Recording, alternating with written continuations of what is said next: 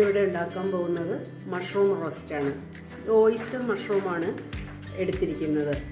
Button മഷ്റൂമിനേക്കാൾ കൂടുതൽ ടേസ്റ്റിയാണ് oyster mushroom.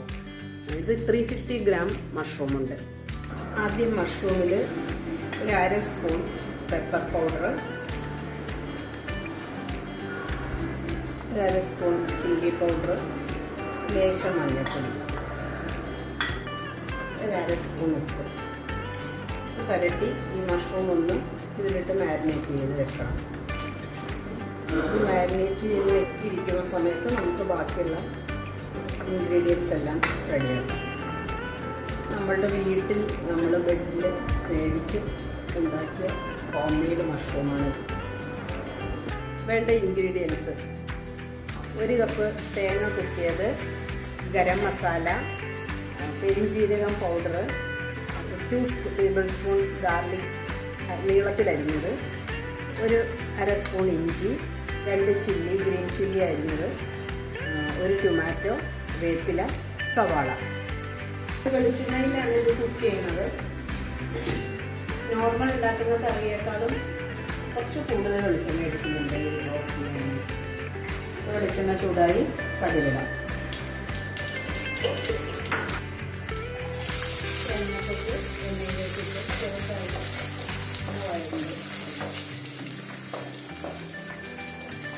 ഇനി ഇതിലേക്ക് ഇഞ്ചി ഇട്ട് കൊടുക്കാം. അടുത്തത് വെളുത്തുള്ളി. ഇനി ഗ്രീൻ ചില്ലി ഇട്ട് കൊടുക്കാം. വേപ്പില. ഇത് മീഡിയം സൈസ് 3 സവാളയാണ് ഇത് അരിഞ്ഞെടുക്കുന്നത്.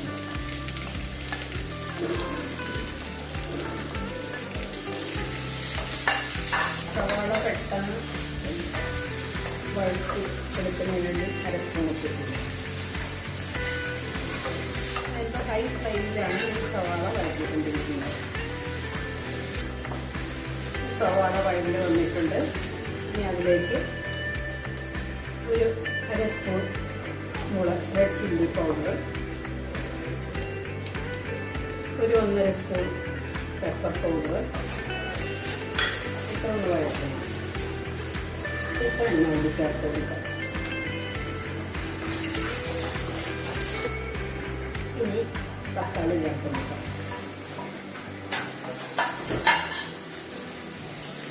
തക്കാളി സവാളയെല്ലാം വഴന്നു വന്നിട്ടുണ്ട്. ഇനി മഷ്റൂം ഇട്ട് കൊടുക്കാം.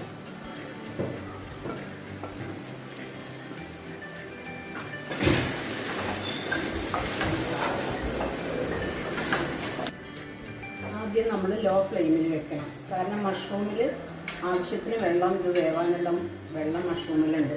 മഷ്റൂമിൽ വെള്ളം ആഡ് ചെയ്ത് കൊടുക്കേണ്ട ആവശ്യമേ ഇല്ല. ഇനി ഒന്ന് മൂടി വയ്ക്കാം. ഇനി ഒന്ന് തുറന്ന് നോക്കാം. അതിൽ വെള്ളം, മഷ്റൂമിൽ നിന്ന് വെള്ളം ഇറങ്ങി വരുന്നുണ്ട്. ഈ വെള്ളം പറ്റി വരുമ്പോൾ മഷ്റൂമിലെല്ലാം ഉണ്ടായിരിക്കും. അപ്പോൾ ഇവിടെ വെള്ളമൊക്കെ മഷ്റൂമിൽ നിന്ന് ഇറങ്ങി വന്നിട്ട് അത് വെന്ത് ഓൾമോസ്റ്റ്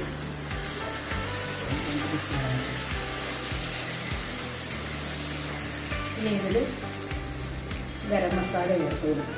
നമ്മളിവിടെ തന്നെ വറുത്ത് പൊടിച്ച ഗരം മസാല, ഗ്രാമ്പൂ, കറുവപ്പട്ട, തക്കോലം,